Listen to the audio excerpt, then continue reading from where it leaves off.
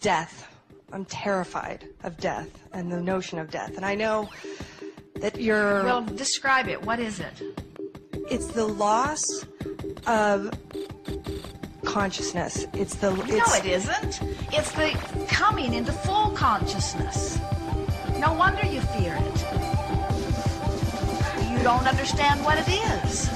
It's not losing focus. It's regaining enormous focus. It's reemerging into the fuller, broader, brighter, surer, happier you.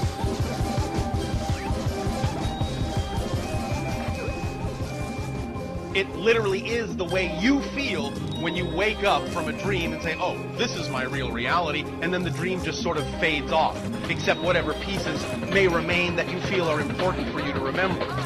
Death is like that with regard to physical reality.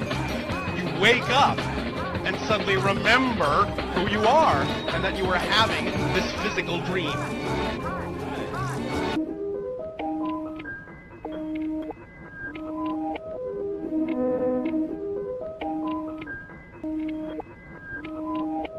When you withdraw focus, you reemerge into that energy that is really you. There will not be a moment's loss of awareness of who you are.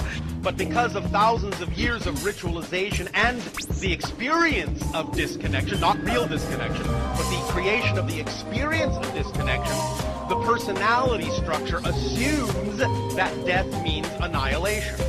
And so you mourn the idea. You are afraid in general of the idea because you think it's the end of your identity, when in fact it's actually the expansion into more of yourself. You become more of who you are in death. Death and life, or that is to say, in other words, the interval and the event. Death being the interval between events, between one appearance and another of human beings, in the same way as winter is the interval between the appearance of the leaves in spring and their disappearance in the fall. There is a polarity between the event and the interval between events, in such a way that you can no more have the one without the other than you can have the crest of the wave without the trough. And that this goes on and on and on in endless cycles. Hold it, hold it, hold it, hold it. You should hear the raucous laughter that happens, especially when several people die at once. And usually what they say is, all that worry for nothing. All of that pinching myself off from the joy of life while I worried about a death that doesn't exist. When you die, you still have a choice to keep on living, and in a sense, forget that you actually died, or maybe remember it as a dream, or just some funny kind of glitch in your reality that you don't quite understand. Would you like to go back and continue? Yes, thank you, please. All right, there you go. We say, well, I think I'll go back just once more. And this next time, I think I'll be a male instead of a female. That ought to be more fun. Just once more, and then I'll go home. So what happens is, instead of moving this way, we loop around and go back being a human again.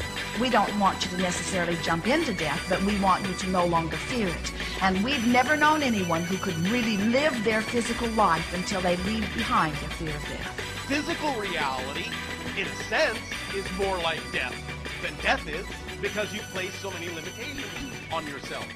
And from the spirit point of view, physical reality is the more dead-like state. Many of you have died many times. You just don't remember.